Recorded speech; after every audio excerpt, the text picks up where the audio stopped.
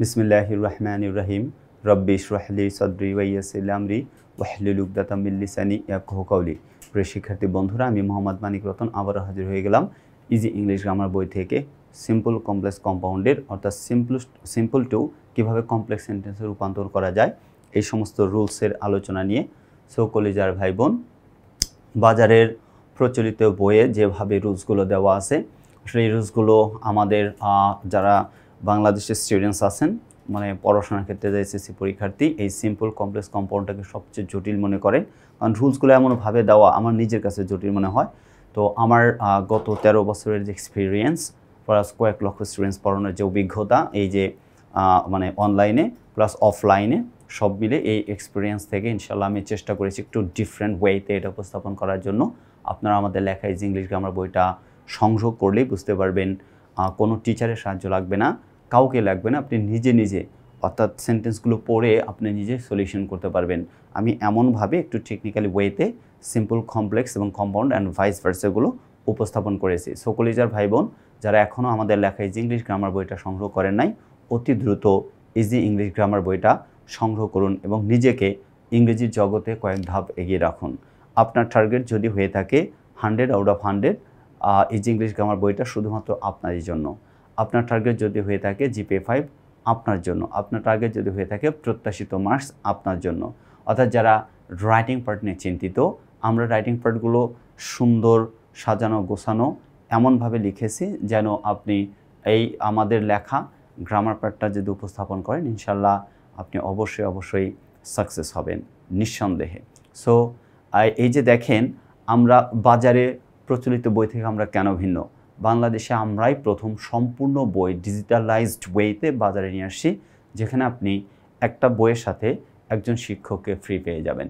কিভাবে? আপনি যদি English second paper easy English grammar বইটা সংগ্রহ করেন, সাথে সাথে আপনি আমাদেরকে ফ্রি পেয়ে যাবেন। অর্থাৎ প্রত্যেকটা টপিকে কিউআর কোড দেওয়া আছে। এখানে দেখেন একটা কিউআর কোড দেওয়া আছে, এটা হচ্ছে ডামি কিউআর কোড। এটা স্ক্যান করলে কিন্তু আপনি আমাদেরকে পাবেন না। বাট আমাদের লেখা বই ইজি ইংলিশ গ্রামার বইতে যে কিউআর কোডগুলো দেওয়া আছে, আপনি যদি সেই কিউআর কোডগুলো ধরেন একটা গ্রামার বুঝতে পারতেছেন না, কিংবা কোনো প্র্যাকটিস সলিউশন করতে গিয়ে কোনো একটা টপিকে প্রবলেম ফেস করতেছেন, কোনো একটা এক্সাম্পল প্রবলেম ফেস করছেন, সঙ্গে সঙ্গে পাশের দেওয়া কিউআর কোডটা স্ক্যান করার সাথে সাথে আমরা হাজির হয়ে যাব আপনার সেই সমস্যাটা সমাধান করে দেওয়ার জন্য। সো কলিজার ভাই বোন, এখন আর আপনাকে কোনো প্রাইভেট টিউটর রাখতে হবে না বাসায়, কিংবা কোনো প্রাইভেট টিউটরের পেছনে দৌড়াতে হবে না।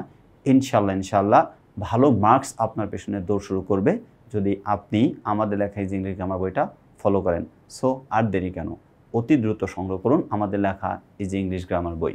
রুল নাম্বার 1-এ সিম্পল টু কমপ্লেক্স, অর্থাৎ কীভাবে সিম্পল বাক্যকে কমপ্লেক্সে রূপান্তর করা যায় এটা আমরা আগে শিখে নিই ইনশাল্লাহ। দেখেন, এখানে হচ্ছে প্রেজেন্ট পার্টিসিপল ফ্রেজ, বয়স, সময় বা ঋতুর নামযুক্ত বাক্যাংশ থাকলে মনোযোগ দিয়ে খেয়াল করবেন, প্রেজেন্ট পার্টিসিপল ফ্রেজ থাকতে পারে। ওকে, অর্থাৎ ভার্বের সাথে আইএনজি যোগ করা থাকবে, যেটা অ্যাডজেক্টিভের দায়িত্ব পালন করবে। বয়স, সময় বা ঋতুর নামযুক্ত বাক্যাংশ থাকলে কমপ্লেক্স করার সময় প্রথমে ওয়েন লিখতে হবে। এটা মাথায় রাখবেন, প্রথমে কি লিখতে হবে? ওয়েন লিখতে হবে। ফ্রেজ বাই ক্লজ, অর্থাৎ ফ্রেজটাকে ক্লজে রূপান্তর করতে হবে। এখন সেই ক্লজটা বানাবো কিভাবে? প্রেজেন্টে লিখবো, পাস্টে লিখবো, নাকি কিভাবে বুঝবো? প্রদত্ত ক্লজের টেন্স অনুযায়ী, প্রদত্ত ক্লজ যদি প্রেজেন্ট টেন্সে থাকে তাহলে ওই ফ্রেজটাকে প্রেজেন্ট টেন্সে ক্লজে রূপান্তর করতে হবে, যদি পাস্ট টেন্স থাকে পাস্ট টেন্সে। বুঝতে পারছেন তো? আচ্ছা, এরপরে কমা দিতে হবে। কি দিতে হবে? কমা দিতে হবে। তারপরে প্রশ্নে যে প্রদত্ত ক্লজ থাকবে এই ক্লজটা লিখলেই আনসার হয়ে যাবে। অথবা প্রথমে প্রদত্ত ক্লজ যা আছে তাই লিখতে হবে, প্রশ্নে যে প্রদত্ত ক্লজটা আছে সেটা লিখতে হবে। প্রদত্ত ক্লজের শেষে ওয়েন লিখতে হবে। প্রদত্ত যে ফ্রেজ আছে ফ্রেজটাকে ক্লজে রূপান্তর করে দিবেন, আনসার হয়ে যাবে। ফ্রেজ বাই ক্লজ মানে ফ্রেজকে ক্লজে রূপান্তর। এক্সাম্পলের মাধ্যমে আমরা এই সমস্যার সমাধান করে নেব। যেমন দেখেন, এটা একটু দেখাই। আমরা এখানে বলছে এই যে closing the door she went out, closing the door she went out. এই যে ক্লোজিং দ্য ডোর আছে এটা একটা ফ্রেজ, শি ওয়েন্ট আউট এটা একটা ক্লজ।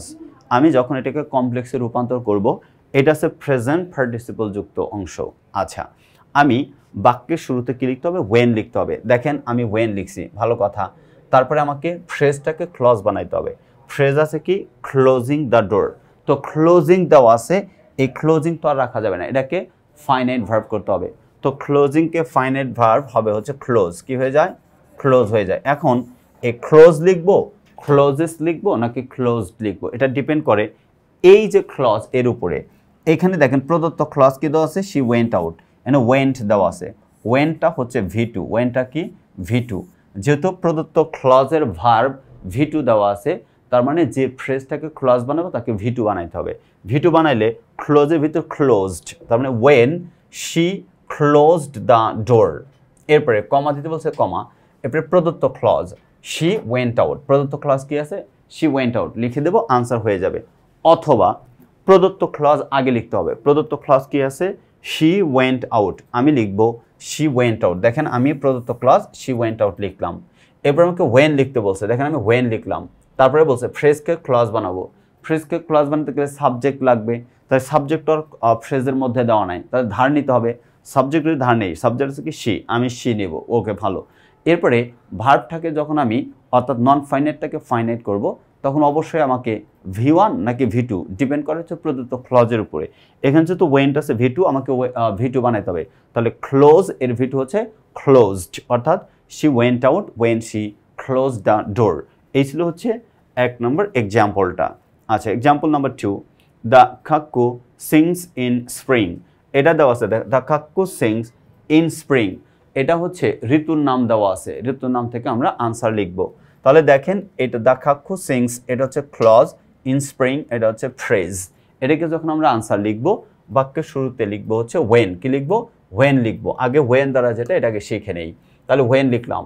এরপরে বলছে ফ্রেজটাকে ক্লজ বানাইতে হবে, ফ্রেজটাকে কি বানাইতে হবে ক্লজ, আর ক্লজ যদি বানাইতে চাই আমাদের সাবজেক্ট লাগবে, তো ফ্রেজের মধ্যে তার সাবজেক্ট দেওয়া নাই, তো সাবজেক্ট এখন আমি যে ধার নেব, যদি একই সাবজেক্ট থাকে তাহলে আমি ধার নিতে পারবো, কিন্তু the cuckoo sings in spring, স্প্রিংয়ের যে সাবজেক্ট দ্য কাক্কু, এটা তো এক হতে পারে না, তাহলে স্প্রিং হচ্ছে ঋতুর নাম, যেহেতু একটা বাক্য, তার ঋতুর নামের পূর্বে সবসময়ের জন্য সাবজেক্ট হিসেবে কী ব্যবহার করতে হবে ইট ব্যবহার করতে হবে, কী ব্যবহার করতে হবে ইট, এই জন্য দেখেন আমি ইট লিখছি।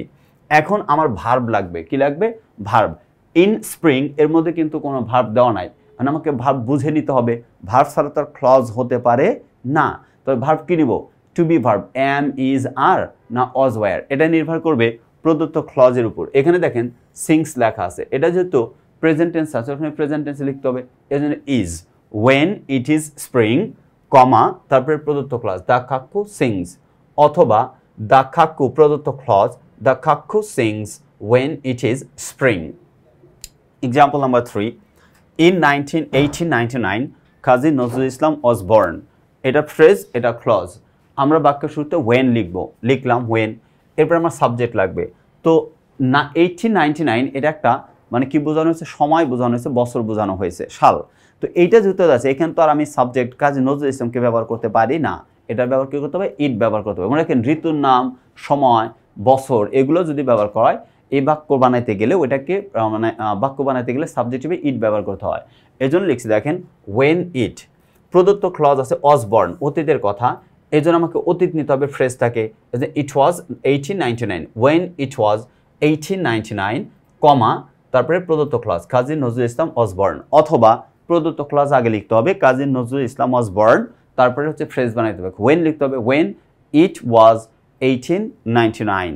আচ্ছা, Samira left the country at the age of 18, Samira left the country at the age of 18, তাহলে অ্যাট দ্য এজ অফ 18 এটা একটা ফ্রেজ এটা ক্লজ, তাহলে বাক্যের শুরুতে ওয়েন লিখবো, লিখলাম ওয়েন, এরপরে ফ্রেজটাকে যখন ক্লজে রূপান্তর করব এইটা দ্বারা বয়স বোঝানো হয়েছে, তাহলে অ্যাট দ্য এজ অফ 18, তাহলে কার বয়সের কথা বলা হয়েছে এটা সামিরার বয়স, তাহলে আমি ধার নিতেই পারি, সাবজেক্ট কি সামিরা, এই জন্য লিখছি সামিরা।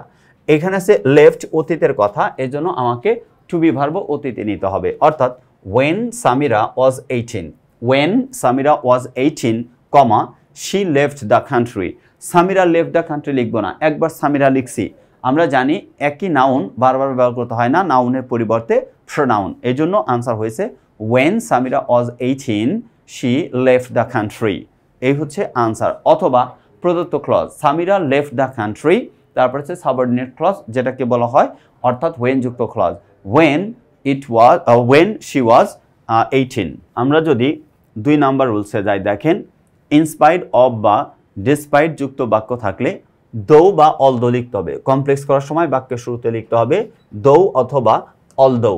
এরপরে ফ্রেজকে ক্লজে রূপান্তর করতে হবে। প্রদত্ত ক্লজের টেন্স অনুযায়ী একই কথা, কমা ব্যবহার করতে হবে প্রদত্ত ক্লজ। এটা উল্টোভাবেও লেখা যায়, প্রদত্ত ক্লজ আগে, তারপরে দো বা অলদো, তারপরে হচ্ছে ফ্রেজকে ক্লজে রূপান্তর করে দিলেও আনসার হয়ে যায়, সমস্যা নেই। ফ্রেজ বাই ক্লজ মানে ফ্রেজকে ক্লজে রূপান্তর। যেমন then in spite of having all the qualities, সকল মানে কোয়ালিটি থাকা সত্ত্বেও Sowad did not get a job, বলছে Sowad did not get a good job. এই যে বাক্যটা দেওয়া আছে, এটাকে যখন আমরা আনসারে রূপান্তর করব, বাক্যের শুরুতে আমাদের কি লিখতে হবে দো বা অলদো। তাহলে আমি দো লিখবো, বাংলাদেশের পার্সপেক্টিভে বেশিরভাগ ক্ষেত্রে দো লেখা থাকে, আমি দো লিখলাম। ওকে, এবার দেখেন ফ্রেজকে যখন ক্লজ বানাবো, in spite of having all the qualities, সকল গুণ থাকা সত্ত্বেও, তাহলে কার গুণের কথা বলা হয়েছে, সোয়াদের কথা বলা হয়েছে, তাই না? তো সাবজেক্ট আমাকে ধার নিতে হবে, তাহলে সোয়াদ আছে, সোয়াদকে ধার নিলাম। ওকে, দো সোয়াদ।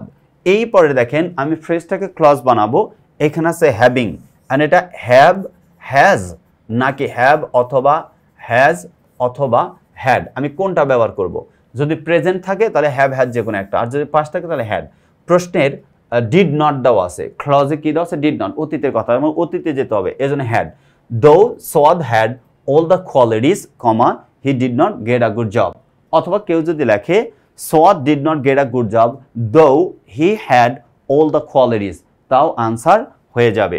আচ্ছা, example number 2, the man does not take bribe in spite of being poor or his poverty, যে কোনোভাবে বাক্য থাকতে পারে, লোকটা ঘুষ খায় না দারিদ্রতা সত্ত্বেও। আচ্ছা, তাহলে আমরা বাক্যের এই বাক্যটাকে যদি লিখি, কিভাবে লেখা যায়? প্রদত্ত ক্লজ যা আছে তাই লিখবো।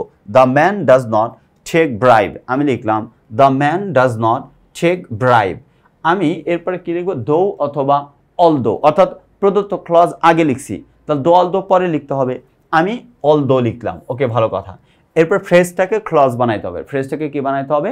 ক্লজ বানাইতে হবে। তো এখানে আমরা ফ্রেজটাকে যদি ক্লজ বানাই, লেখা আছে ইনস্পাইট অফ বিং পোর, দরিদ্রটাকে, দরিদ্রটাকে দ্য ম্যান নিজেই দরিদ্র, এজন্য লিখবো হি, কি লিখবো হি, আর এটা প্রেজেন্ট টেন্সে দেওয়া আছে এজন্য ইজ, হি ইজ পোর।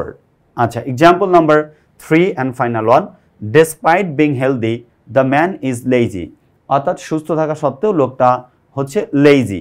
তাহলে আমরা বাক্যের শুরুতে যদি দো অথবা অলদো লিখি, লিখলাম দো, অলদো লিখতে পারি। সাবজেক্ট ধার নেব, কারণ অলস যে, হেলদি থাকা সত্ত্বেও অলস, অলসটাকে লোকটা নিজেই, তাহলে ধার নেব। সাবজেক্ট কি? দ্য ম্যান, লিখলাম দ্য ম্যান। ফ্রেজটাকে যদি ক্লজ বানাই, এখানে দেওয়া আছে বিং, কি দেওয়া আছে? বিং দেওয়া আছে। আর এখান থেকে to be verb am is are was were, কোনটা লিখবো? এখন প্রশ্নে দেওয়া আছে প্রদত্ত ক্লজে ইজ, কি দেওয়া আছে? ইজ, এটা হচ্ছে প্রেজেন্ট টেন্সে দেওয়া আছে, আমাকে প্রেজেন্ট লিখতে হবে। তাহলে লিখতে হবে দো the man is healthy comma he is lazy, অথবা কেউ যদি লেখেন দ্য ম্যান ইজ লেজি দো হি ইজ হেলদি, তাতেও কোনো সমস্যা নাই, আনসার হয়ে যাবে। আমরা আমাদের যে মানে লেখা বই ইজ ইংলিশ গ্রামার, এই বইয়ে আপনি 2টা রুলসে পাবেন, সমস্যা নাই, যে কোনোভাবে আপনি লিখতে পারবেন। এখানে যে কোনোভাবে আপনি কি করতে পারবেন? লিখতে পারবেন। আচ্ছা, 3 নাম্বারে যাই, রুল নাম্বার 3তে সিম্পলে যদি বিকজ অফ বা ডিউ টু যুক্ত বাক্য থাকলে বাক্যের শুরুতে অ্যাজ অথবা সিন্স লিখতে হবে। অ্যাজ অথবা কি লিখতে হবে? সিন্স লিখতে হবে।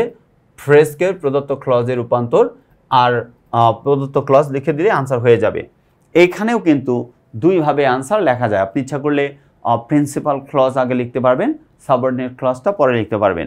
দেখেন, because of her illness Samira could not join the meeting, তার মানে বিকজ অফ হার ইলনেস, অসুস্থতার কারণে, কার অসুস্থতা? সামিরার অসুস্থ, এবং Samira could not join the meeting. আমরা সাবজেক্টটাকে ধার নিতে পারি অ্যাজ অথবা সিন্স দিয়ে শুরু করে, বাক্যের শুরুতে সিন্স লিখলাম, ভালো কথা। আবার ধার নিলাম কাকে? সামিরাকে। এখন এম ইজ আর কোনটা লিখবো? এখানে দেওয়া আছে দেখেন হার ইলনেস, তার মানে টু বি ভার্বে ব্যবহার লাগবে। এখন নির্ভর করবে হচ্ছে প্রদত্ত বাক্যের মানে প্যাটার্নের উপরে, এটা হচ্ছে পাস্ট টেন্সে, এই জন্য অজ লিখতে হবে। Since Samira was ill comma she could not join the meeting, অথবা Samira could not join the meeting as অথবা সিন্স শি অজ ইল। আচ্ছা, 2 number, they won the match because of playing well, তাহলে দে ওন দ্য ম্যাচ এটা হচ্ছে clause, because of playing well এটা হচ্ছে phrase. তো আমরা জানি যে ক্লজ যদি এরকম থাকে, ফ্রেজ পরে থাকে, আমার ইচ্ছা মতো আগে প্রিন্সিপাল ক্লজ লিখতে পারবো, পরে সাবঅর্ডিনেট ক্লজ লিখতে পারবো, আবার আগে সাবঅর্ডিনেট ক্লজ লিখতে পারবো, পরে প্রিন্সিপাল ক্লজ লিখতে পারবো। এখানে যেমন দেখেন আগে আমরা প্রিন্সিপাল ক্লজ লিখব। প্রিন্সিপাল ক্লজ কি দেওয়া আছে? দেই ওন দ্য ম্যাচ, আমরা লিখলাম দেই ওন দ্য ম্যাচ, এটা হচ্ছে প্রিন্সিপাল ক্লজ, যা আছে তাই লিখলাম। এইবার ফ্রেজকে যখন ক্লজে রূপান্তর করবেন তার পূর্বে অ্যাজ অথবা সিন্স বসে, আপনি যে কোনো একটা বসান, আমরা অ্যাজ ব্যবহার করলাম, ভালো কথা। এরপরে বলছে প্রদত্ত সাবজেক্ট লাগবে। সাবজেক্ট কি দেওয়া আছে? দে, আমি ধার নিলাম দে, লিখলাম দে। এখন এইখানে দেওয়া আছে প্লেয়িং, প্লেয়িংকে আমরা কি V1 লিখবো নাকি V2 লিখবো, এটা নির্ভর করবে এই যে এখানে ওন দেওয়া আছে, ওন যেহেতু V2 তার মানে ওখানে আমাকে V2 নিতে হবে, এর জন্য প্লেইড ওয়েল। আচ্ছা, they won the match as they played well. Example number 3rd and final one, because of following easy English grammar the students made a good result. কি বললো? Because of following easy English grammar the students made a good result. তো এই বাক্যটাকে আগে আমরা কি করব? ফ্রেজটাকে ক্লজে রূপান্তর করব। তাহলে ফ্রেজটাকে ক্লজে রূপান্তর করতে গেলে বিকজ অফ বা ডিউ টু থাকলে তার পূর্বে অ্যাজ অথবা সিন্স বসে, আমরা সিন্স লিখলাম। কি লিখলাম? সিন্স লিখলাম। এইবার দেখেন ফ্রেজের মধ্যে সাবজেক্ট নাই, সেজন্য কিনে তার সাবজেক্ট ধার নিতে হবে। ধার নিব কেন? কারা অনুসরণ করে? যারা অনুসরণ করবে তারাই তো ভালো রেজাল্ট করছে, তাই না? তো কারা অনুসরণ করছে? ছাত্রছাত্রীরা, এজন্য লিখবো দ্য স্টুডেন্টস। বলছে সিন্স দ্য স্টুডেন্টস, সাবজেক্ট নিলাম। এবার ভার্বের ব্যবহার, ঠিক না কলজা ভাই বোন? ভার্বটা আছে ফলোইং, আর V1 নাকি V2 কার উপর নির্ভর করে? এই যে মেডের উপরে। এখানে যেহেতু V2 দেওয়া আছে আমাকে V2 তে যেতে হবে, তাহলে ফলোইং এর V2 হচ্ছে ফলোড। V2 কি? ফলোড। অর্থাৎ since the students followed easy English grammar, এরপর কমা দিতে হবে, দিলাম কমা। তারপরে বলছে দ্য স্টুডেন্টস বলতে কাকে? দে, প্রোনাউন হচ্ছে they made a good result. অর্থাৎ দ্য বলছে since the students followed the easy, বলছে English grammar, easy English grammar comma they made a good result, এটা হচ্ছে আনসার। অথবা কেউ যদি লেখেন the students made a good result, অর্থাৎ প্রিন্সিপাল ক্লজ আগে লেখেন, তাহলে লিখতে হবে the students made a good result since or as they followed easy English grammar. আচ্ছা, এরপরে আমরা যাব হচ্ছে রুল নাম্বার 4। রুল নাম্বার 4-এ কি দেওয়া আছে দেখেন, সিম্পল থেকে ইনফিনিটিভ ফ্রেজ অর্থাৎ 2+V1 যুক্ত বাক্য থাকলে কমপ্লেক্স করার সময় প্রদত্ত মেইন ক্লজ, অর্থাৎ মেইন ক্লজ যা থাকবে তাই। মেইন ক্লজটা কোথায়? প্রশ্নে দেওয়া থাকবে, অর্থাৎ যে প্রশ্ন ওইখানে মেইন ক্লজ দেওয়া থাকবে, লিখবো মেইন ক্লজটা যা আছে তাই লিখবো। আচ্ছা, টু এর পরিবর্তে সো দ্যাট, তার মানে আমাকে যে প্রশ্নে টু থাকবে ইনফিনিটিভ টু, তবে প্রিপজিশন টু থাকলে কিন্তু পরিবর্তন করা যাবে না। প্রিপজিশন টু কিভাবে বুঝবেন? সবসময়ের জন্য মনে রাখবেন নাউন বা প্রোনাউনের পূর্বে, নাউন বা প্রোনাউনের পূর্বে যে টু থাকবে ওইটাকে বলা হবে প্রিপজিশন টু। যেমন আপনারা বলেন আমি বিদ্যালয়ে যাই, ইংরেজি কি? এটাকে কি বলেন বা লেখেন? এটা লেখেন আই গো টু স্কুল। এই যে গো টু স্কুল, স্কুলটা হচ্ছে নাউন, তার পূর্বে টু ব্যবহার করছেন, এই টুটাকে বলা হবে প্রিপজিশন টু। কি বলা হবে? Preposition to. আবার আমি যদি বাক্যটাকে এভাবে বলি যে she goes to school to gather knowledge, তাহলে দেখেন শি গোস টু স্কুল, স্কুলের পূর্বে টু বসে, এটা প্রিপজিশন, কারণ স্কুল হচ্ছে নাউন। পরে আবার বলছি টু গ্যাদার নলেজ, তাহলে আবারও টু ব্যবহার করছি, কিন্তু এখানে গ্যাদার আছে। কি আছে? গ্যাদার। গ্যাদারটাকে বলা হয় হচ্ছে ভার্ব, আর ভার্বের পূর্বে যে টু বসে ওই টুটাকে বলা হয় V1 এর পূর্বে, ওইটাকে বলা হয় হচ্ছে কি? Infinitive to. তার মানে ইনফিনিটিভ টু, 2+V1 যুক্ত বাক্য থাকলে প্রদত্ত মেইন ক্লজ যা আছে তাই লিখতে হবে, টু এর পরিবর্তে সো দ্যাট লিখতে হবে। তারপরে প্রদত্ত সাবজেক্ট, মেইন ক্লজে যে সাবজেক্ট থাকবে সাবজেক্ট নিতে হবে। তবে ক্যান, কুড, মে, মাইট এগুলো লিখতে হবে, অর্থাৎ প্রেজেন্ট থাকলে ক্যান অথবা মেই লিখতে পারবো, অতীত থাকলে কুড অথবা মাইট লিখবো। এরপরে টু এর পরের অংশ, টু কিন্তু লেখা যাবে না কলেজা ভাবে না, আমি কিন্তু টু লিখতে বলি না। কি বলছে? টু এর পরের অংশ। বিশেষ দ্রষ্টব্য দেখেন, প্রেজেন্ট টেন্স থাকলে ক্যান অথবা মেই এবং ফার্স্ট টেন্স থাকলে কুড অথবা মাইট বসে। আমরা নোট দিয়ে দিছি। এক্সাম্পল, 1 নম্বর বলছে Della sold her hair to buy a nice gift for her husband. Della sold her hair to buy a nice gift for her husband. ভালো কথা, এই যে দেখেন টু, এই to buy a nice gift for her husband, এটাকে বলা হয় infinitive phrase. এটাকে যখন পরিবর্তন করব আমাকে প্রথমে কি লিখতে হবে? প্রদত্ত মেইন ক্লজ। ক্লজ লিখতে হবে। ক্লজটা কি? ডেলা সোল্ড হার হেয়ার। এই হেয়ার পর্যন্ত হচ্ছে মেইন ক্লজ, প্রদত্ত ক্লজ। যা আছে তাই লিখবো। আমাকে লিখতে বলছে, কি লিখতে হচ্ছে? প্রদত্ত মেইন ক্লজ। তাহলে আমি লিখবো ডেলা সোল্ড হার হেয়ার, বলছে ডেলা সোল্ড হার হেয়ার। এবার এই যে টু এর পরিবর্তে সো দ্যাট লিখতে বলছে, তাহলে এখানে কি আছে? টু আছে, এটাকে বাদ দিলে আমরা লিখবো হচ্ছে সো দ্যাট। লিখলাম সো দ্যাট। এরপর আমাকে কি লিখতে বলছে? প্রদত্ত সাবজেক্ট আবার লিখতে হবে। প্রদত্ত সাবজেক্ট আবার লিখতে হবে। সাবজেক্টটা কি আছে কলেজার ভাই বোন? ডেলা আছে। তো ডেলা তো একবার লিখছে, নাউন কি বারবার লেখে নাকি প্রোনাউন ব্যবহার করে কলেজার ভাই বোন? এক্স্যাক্টলি প্রোনাউন ব্যবহার করে। তাহলে ডেলার প্রোনাউন হচ্ছে শি।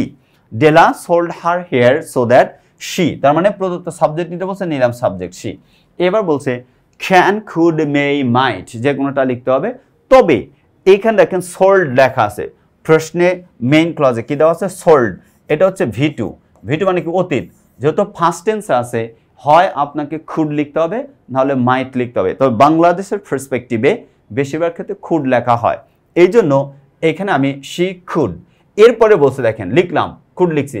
এবার টু এর পরের অংশ, আপনাকে কিন্তু টু লিখতে বলা নাই। টু থেকে এই যে পরের অংশটা এটা লিখতে হবে। তাহলে এখানে টু বলতে ইনফিনিটিভ টু। এই যে টু আছে, কোন টু?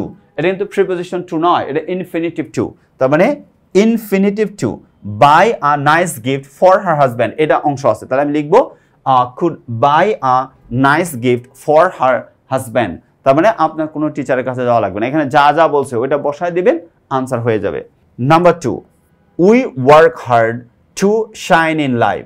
শাইন হচ্ছে ভার্ব, এর পূর্বে টু, ইনফিনিটিভ টু, এটা ইনফিনিটিভ ফ্রেজ। তার প্রদত্ত ক্লজ কি আছে? We work hard. আমরা প্রথমে কি লিখবো? প্রদত্ত ক্লজ। লিখলাম উই ওয়ার্ক হার্ড। এরপরে ইনফিনিটিভ টু এর পরে সো দ্যাট লিখতে হবে, আমি সো দ্যাট লিখে দিলাম। তারপরে বলছে প্রদত্ত সাবজেক্ট। সাবজেক্ট কি আছে? উই আছে। তাহলে উই যা প্রোনাউন লিখতে হবে, উই। লিখলাম উই, ভালো কথা। এরপরে can, could, may, might. And এইখানে দেওয়া আছে ওয়ার্ক, এটা আছে বলছে উই ওয়ার্ক হার্ড। ওয়ার্কটা হচ্ছে প্রেজেন্ট টেন্স আছে, তার মানে আমাকে অবশ্য ক্যান অথবা মেই ব্যবহার করতে হবে। তবে বাংলাদেশের পার্সপেক্টিভে বেশিরভাগ বাক্যগুলোতে ক্যানের ব্যবহার, এই জন্য আমরা লিখলাম ক্যান, উই ক্যান। এরপর বলছে ইনফিনিটিভ টু এর পরের অংশ। পরের অংশ কি লেখা আছে? Shine in life. আমিও লিখছি শাইন ইন লাইফ, অর্থাৎ we work hard so that we can shine in life. আমরা যদি রুল নাম্বার 5-এ যাই, 2.2 যুক্ত মানে 2.2 প্লাস V1 যুক্ত বাক্য থাকলে, সিম্পলে যদি থাকে, কমপ্লেক্স করার সময় প্রদত্ত সাবজেক্ট এবং ভার্ব লিখতে হবে। প্রদত্ত সাবজেক্ট এবং ভার্ব। টু এর পরিবর্তে সো লিখতে হবে। টু এর পরিবর্তে কি লিখতে হবে? সো লিখতে হবে। এবং টু এর পরিবর্তে দ্যাট বসে। আবার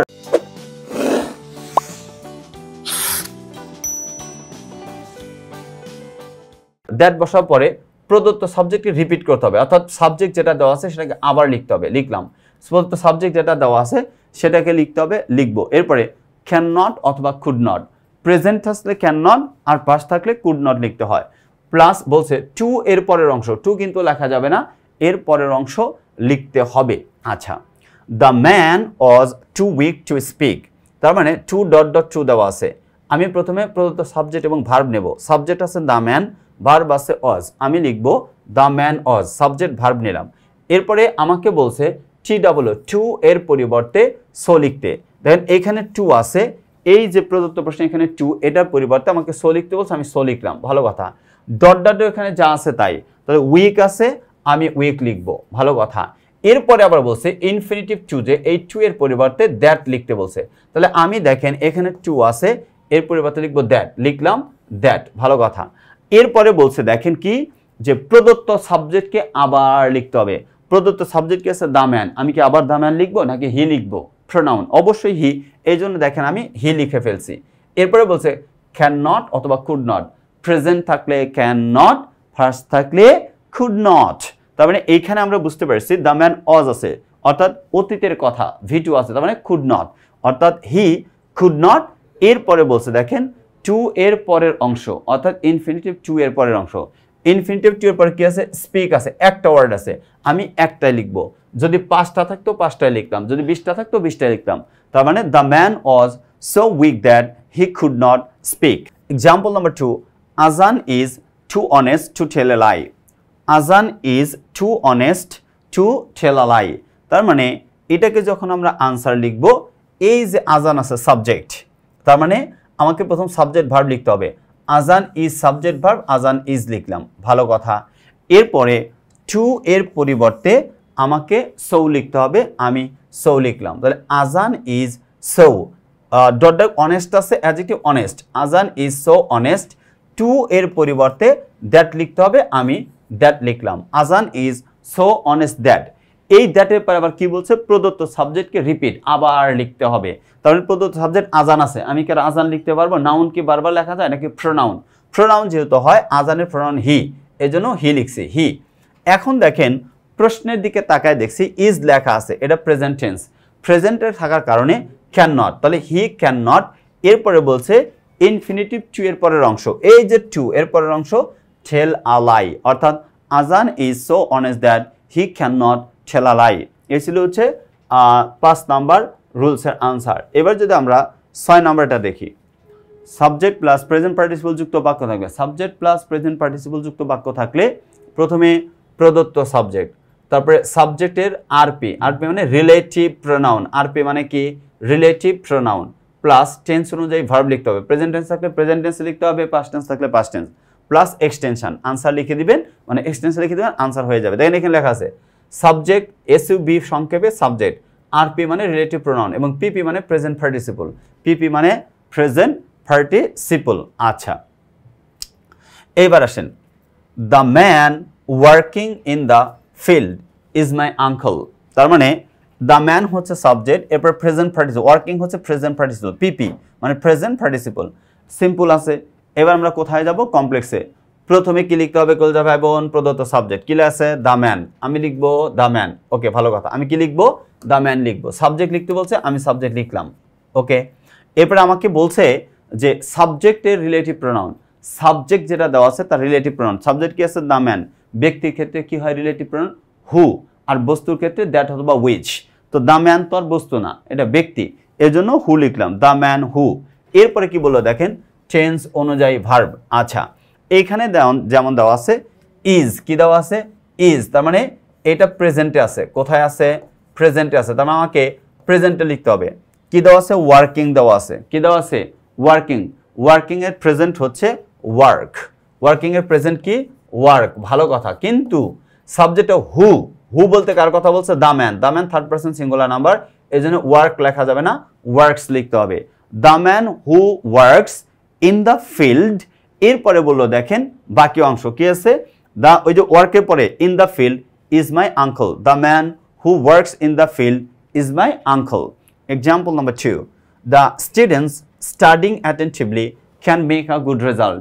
তার মানে দ্য স্টুডেন্টস হচ্ছে সাবজেক্ট, স্টাডিং এটা হচ্ছে পিপি, পিপি মানে এটাকে বলা হয় প্রেজেন্ট পার্টিসিপল। আচ্ছা, এইবার আমরা প্রথমে সাবজেক্ট নেব। সাবজেক্ট কি আছে? দ্য স্টুডেন্টস, আমরা লিখলাম দ্য স্টুডেন্টস। এরপরে বলছে রিলেটিভ প্রোনাউন, দ্য স্টুডেন্টস বলতে ব্যক্তিদের কথা বোঝানো হয়েছে, এই জন্য হু। দ্য স্টুডেন্টস হু, এটা রিলেটিভ প্রোনাউন আরপি, হু। এরপরে ভার্ব ঠিক করতে হবে, প্রেজেন্ট নাকি পাস্ট, এটা নির্ভর করে। এইখানে কি ক্যান মেক দেওয়া আছে, যেহেতু ক্যান মেক দেওয়া আছে, বর্তমানের কথা ক্যান, তার মানে এটাকে আমাকে বর্তমানে নিতে হবে। তাহলে স্টাডিং এর বর্তমান হচ্ছে স্টাডি, তাহলে হু বলতে কার কথা বলছে? The students, third person plural number হওয়ার কারণে ভার্বের সাথে এস বাই এস কোনো কিছু যোগ করা যাবে না। The students who study attentively can make a good result, can make a good result. এই ছিল হচ্ছে 6 নাম্বার রুলসের আনসার। হোপসো আপনার খুব সহজেই বুঝতে পারছেন। সকল যে ভাই বোন, 7 নাম্বার রুলসটা আমরা দেখব। লেখা আছে subject plus verb plus object plus present participle যুক্ত বাক্য থাকলে। আচ্ছা, প্রথমে প্রদত্ত সাবজেক্ট লিখবো, ভার্ব লিখবো, আবার অবজেক্ট অর্থাৎ অবজেক্ট যা আছে তাই লিখবো। এবার অবজেক্টের রিলেটিভ প্রোনাউন লিখবো, টেন্স অনুযায়ী অক্সিলারি ভার্ব প্লাস এক্সটেনশন লিখে দিলে আনসার হয়ে যাবে। নোট 1 নোট 2 দেওয়া আছে। অবজেক্ট যদি নাউন না হয়ে, মনোযোগটা খেয়াল করেন, অবজেক্ট যদি নাউন না হয়ে প্রোনোমিনাল হয়, তার মানে my, his, her, our, their, your হয়, তবে দ্যাট ক্লজ ব্যবহার করে কমপ্লেক্স করতে হয়। নিচে কোনটা কি বোঝানো হয়েছে এটা আপনারা দেখেই বুঝতে পেরেছেন। এখন দেখেন, I saw a bird flying, এটা আই হচ্ছে সাবজেক্ট, স হচ্ছে ভার্ব, আ বার্ড হচ্ছে অবজেক্ট, আর ফ্লাইং হচ্ছে প্রেজেন্ট পার্টিসিপল। তার মানে সিম্পলের রুলসটা মিলে গেছে। এইবার আমরা যাই কমপ্লেক্সে পরিবর্তন করার সময়। আমাকে বলছে সাবজেক্ট, ভার্ব, অবজেক্ট যা থাকবে তাই লিখতে হবে। তাহলে সাবজেক্ট আছে আই, ভার্ব আছে সো, আ বার্ড হচ্ছে অবজেক্ট, আমি তাই লিখবো হচ্ছে আই স আ বার্ড। আমার সাবজেক্ট, ভার্ব, অবজেক্ট যা আছে তাই লিখতে বলছে, আমি তাই লিখলাম, ভালো কথা। এবার বলছে দেখেন অবজেক্ট এর রিলেটিভ প্রোনাউন, অবজেক্টটা কি আছে, এ বার্ড আছে, অবজেক্টটা কি আছে, a bird.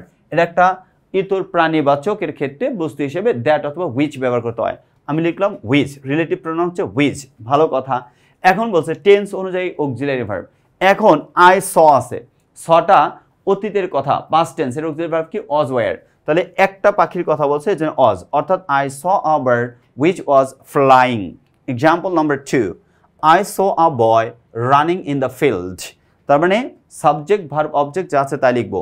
Subject, verb, object আছে, আই স আ বয়, আ বয় হচ্ছে ব্যক্তি, এটা নাউন দেওয়া আছে, তার মানে আমাকে বাধ্যতামূলকভাবে হু লিখতে হবে, লিখলাম হু, রিলেটিভ প্রোনাউন হচ্ছে হু।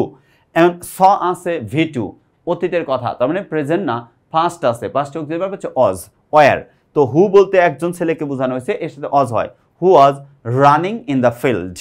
Example number last, final one, Ayan saw her, Ayan তাকে দেখলো কোয়ারেলিং, ঝগড়া, আয়ান স হার কোয়ারেলিং।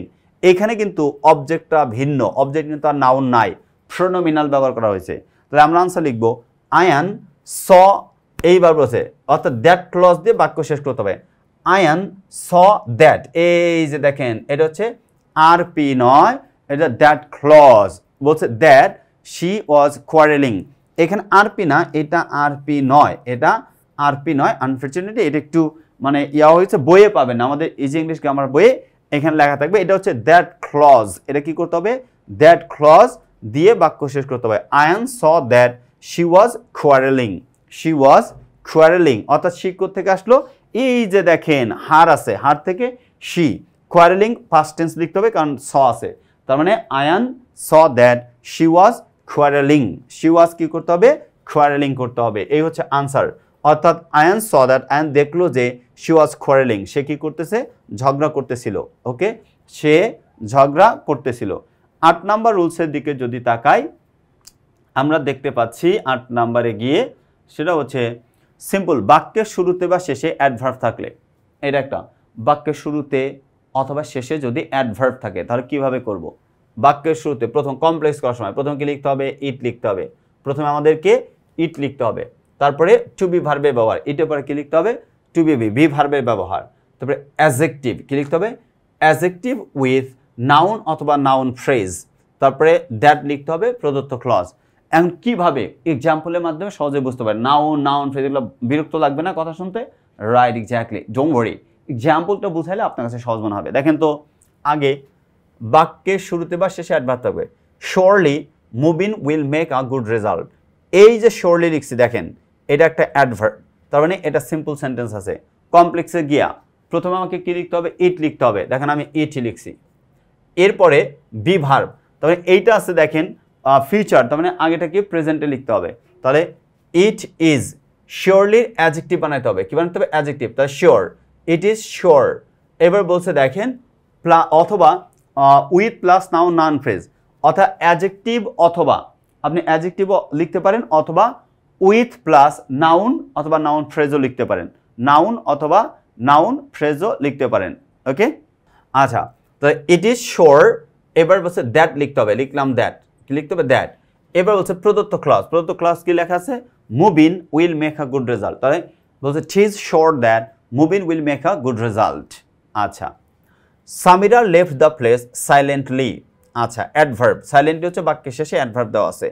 আমরা প্রথমে কি লিখবো, ইট লিখবো, লিখলাম, এটা লেফট আছে অতীতের কথা, তার মানে অক্সিলারি ভার্বটা আমাকে ভার্বটা অতীতে নিতে হবে, এজন্য ওয়াজ, ইট ওয়াজ, এই যে দেখেন আমি অ্যাডজেক্টিভ নেই নাই, সাইলেন্টলি পরিবর্তে সাইলেন্ট লিখি নাই, অ্যাডজেক্টিভ ব্যবহার করি নাই, আমি উইথ প্লাস নাউন অথবা নাউন ফ্রেজ ব্যবহার করব। তাহলে নাউন ব্যবহার করছি with silence, it was with silence, এরপরে দ্যাট লিখতে বলছে, লিখলাম দ্যাট। তারপরে প্রদত্ত ক্লজ কি লেখা আছে, সামিরা লেফট দ্য প্লেস, তাই it was with silence that Samira left the place. আচ্ছা, unfortunately Nazia failed. Unfortunately, unfortunately এটা হচ্ছে অ্যাডভার্ব, আনফর্চুনেটলিটা কি, এটা হচ্ছে অ্যাডভার্ব। তো অ্যাডভার্ব যেহেতু দেওয়া আছে বাক্যের শুরুতে, আমি ইট লিখব, কি লিখব, ইট, লিখলাম ইট। এখন দেখেন প্রদত্ত বাক্যটা ফেইলড, এটা আছে ভি2, এটা কি দেওয়া আছে, ভি2 দেওয়া আছে, তার মানে অতীত, আমাকে অতীতে লিখতে হবে, অতীতে তার ইজ লিখতে পারি না, কি লিখতে ওয়াজ, তাহলে ইট ওয়াজ। এবার আর নাউন ফ্রেজ বানাবো না, অর্থাৎ উইথ প্লাস নাউন ফ্রেজ, এটাকে অ্যাডজেক্টিভ, আনফর্চুনেট আনফর্চুনেট, আনফর্চুনেটলি এর অ্যাডজেক্টিভ হচ্ছে আনফর্চুনেট, ইট ওয়াজ আনফর্চুনেট, এরপর একটা দ্যাট ব্যবহার করতে হবে, কনজাংশন দ্যাট, তারপরে প্রদত্ত ক্লজ কি দেওয়া আছে, নাজিয়া ফেইলড, আমি লিখব নাজিয়া ফেইলড। এই ছিল হচ্ছে 8 নাম্বার রুলসের আলোচনা। রুলসের আপনি যদি এইটা দেখেন, দেখে প্রথমে ভয় পাবেন, হাই অ্যাডজেক্টিভ উইথ নাউন, কত কিছু বিরক্ত লাগবে না প্রথমে, রাইট এক্স্যাক্টলি, কিন্তু এক্সাম্পল দেখার পর কি মনে হলো, মনে হচ্ছে এর চেয়ে সহজ আর কিছু নাই। এক্স্যাক্টলি এরকম সহজ সরল এবং প্রাণবন্তভাবে যদি আপনি আরও সকল গ্রামার সমস্যার সমাধান করতে চান, রাইটিংয়ে ভালো করতে চান, ডেফিনেটলি তাহলে আমাদের লেখা ইজি ইংলিশ গ্রামার বইটা আপনাকে সংগ্রহ করতেই হবে। বাজারে প্রচলিত বই থেকে সম্পূর্ণ ভিন্নভাবে আমরা উপস্থাপন করেছি writing part with grammar. So কলিজা ভাই বোন, যারা এখনও আমাদের লেখা ইজি ইংলিশ গ্রামার বইটা সংগ্রহ করেন নাই, অতি দ্রুততার সাথে আমাদের লেখা ইজি ইংলিশ গ্রামার বইটা সংগ্রহ করুন এবং নিজেকে ইংরেজি জগতে কয়েক ধাপ এগিয়ে রাখুন। রুল নাম্বার 9 নাম্বার রুলসে বলছে, দেখেন সাধারণত বিবৃতিমূলক বাক্য থাকলে, সাধারণত যদি কোনো বিবৃতিমূলক বাক্য থাকে তাহলে আমরা আনসারটা কিভাবে লিখব, দেখেন প্রথমে ইট লিখব, প্রথমে কি লিখব, ইট লিখব, বি ভার্ব লিখব, প্রদত্ত নাউন বা প্রোনাউন লিখব, আরপি মানে রিলেটিভ প্রোনাউন লিখব, এক্সটেনশন লিখে দিলেই আনসার হয়ে যাবে। যেমন দেখেন বলছে আই নো দ্য ম্যাটার, কি লিখছে, আই নো দ্য ম্যাটার। এইটা আমরা কিন্তু জানি যে আই নো দ্য ম্যাটার হচ্ছে একটা সাধারণত এটা হচ্ছে বিবৃতিমূলক বাক্য। তো বিবৃতিমূলক বাক্য যদি হয়ে থাকে, এটার আনসারের শুরুতেই ইট লিখতে হবে, আমি ইট লিখলাম। এখন আই নো এটা প্রেজেন্ট আছে, তাহলে টু বি ভার্বের ক্ষেত্রে তো আর আমি অজ ওয়ার ব্যবহার করতে পারবো না, প্রেজেন্ট ব্যবহার করতে হবে এম ইজ আর, ইটের সাথে তো আমি এমও ব্যবহার করতে পারবো না, আরও ব্যবহার করতে পারবো না, কি ব্যবহার করতে, ইজ, তাহলে ইট ইজ। এরপরে বলছে প্রদত্ত নাউন বা প্রোনাউন, প্রদত্ত নাউন কি দেওয়া আছে, সাবজেক্ট আই দেওয়া আছে, তাহলে আমিও লিখব আই, আমি কি লিখব আই, তাহলে ইট ইজ আই। এরপরে বলছে relative pronoun who, relative pronoun কি হু, আই বলতে আমার কথা বলছে ব্যক্তি, এজন্য হু লিখছি, it is I who. Relative pronoun পরে এক্সটেনশন বাকি অংশ, তাহলে রিলেটিভ প্রোনাউন লেখা বাকি অংশ, বাকি অংশ কি আছে, নো দ্য ম্যাটার, আমি লিখব নো দ্য, অর্থাৎ it is I who know the matter. Example number 2, health is wealth, একই সূত্র, তাহলে it is health which is well, health বলতে বস্তুবাচক এজন্য হুইচ ব্যবহার করছি। ইউ হ্যাভ ডান ইট, তাহলে it is you who have done it, it is you who, who বলতে কার বলতে ইউ, ইউর সাথে হ্যাজ হয় না এজন্য have, it is you who have done it. এটা হচ্ছে রুল নাম্বার 9। আমরা দেখব রুল নাম্বার 10 অর্থাৎ লাস্ট ওয়ান, বলছে subject plus verb plus noun phrase অবজেক্টযুক্ত বাক্য থাকলে, সাবজেক্ট যেগুলো থাকবে এগুলো, অর্থাৎ subject verb noun phrase. Complex করার সময় সাবজেক্ট ভার্ব লিখবো, ভালো কথা, দ্যাট অথবা হোয়াট অথবা ওয়্যার অথবা হাউ, এটা হচ্ছে বাক্যের উপর নির্ভর করবে যে আমি দ্যাট লিখবো নাকি হোয়াট লিখবো নাকি ওয়্যার লিখবো নাকি হাউ, এবং হয় কোনটা লিখবো, এটা যুক্ত ক্লজ, তার মানে কারণ বোঝালে ওয়াই, কোনো কিছু কিভাবে সম্পন্ন করা হতে হাউ, কোথায় হলে ওয়ে, এবং কি দ্বারা প্রশ্ন হলে হোয়াট। এবার আসেন হার সাইলেন্স প্রুভস হার গিল্ট, এটা হচ্ছে সিম্পল মানে তবে কমপ্লেক্স। প্রথমে সাবজেক্ট ভার্ব, হার সাইলেন্স প্রুভস, আমি লিখবো হার সাইলেন্স হচ্ছে সাবজেক্ট, প্রুভস হচ্ছে ভার্ব, তাহলে লিখবো হার সাইলেন্স প্রুভস, এটা হচ্ছে সাবজেক্ট ভার্ব, লিখলাম এই পর্যন্ত। এরপরে বলছে দ্যাট অথবা হোয়াট অথবা ওয়্যার অথবা হাউ এবং ওয়াই, তো এইখানে আমি স্বাভাবিকভাবে বুঝতেছি এখানে কোনো জায়গা কারণ এগুলো কোনো কিছু বোঝানো হয় নাই, এই জন্য লিখতে হবে দ্যাট, কি লিখবো দ্যাট। তারপরে বলছে কি যে যুক্ত ক্লজ, অর্থাৎ এই যুক্ত ক্লজটা, দ্যাট যুক্ত যেগুলো ক্লজটা এটা লিখতে হবে যে গিল্ট দেওয়া আছে, তার মানে এটাকে যদি আমি ক্লজে রূপান্তর করি, এটাকে ক্লজে রূপান্তর করতে গেলে আমাকে কি বানাইতে হবে, ডেফিনেটলি সাবজেক্ট লাগবে ভার্ব লাগবে। সাবজেক্টটা কি, বলছে হার বলতে কি শি বোঝানো হয়েছে, এজন্য লিখবো শি, অর্থাৎ her silence proves that she is guilty. Number 2, I know your name, তাহলে I know what your name is, তোমার নাম কি, তোমার নাম যা, এজন্য হোয়াট ব্যবহার করতে হয়েছে। Number 3, the man knows my birth place, লোকটা আমার জন্মস্থান চেনে বা জানে। The man knows where I was born, জায়গা বোঝানো হয়েছে প্লেস, এজন্য where. The man knows where I was born. Example number 4, can you tell me the way of solving the math, can you tell me the way of solving the math, আপনি আমাকে বলতে পারেন কিভাবে solve করা যায় ম্যাথটা, তবে how দ্বারা কোয়েশ্চেন, তবে বলছে ক্যান ইউ টেল মি, আপনি কি আমাকে বলতে পারেন how I can or I should solve the math.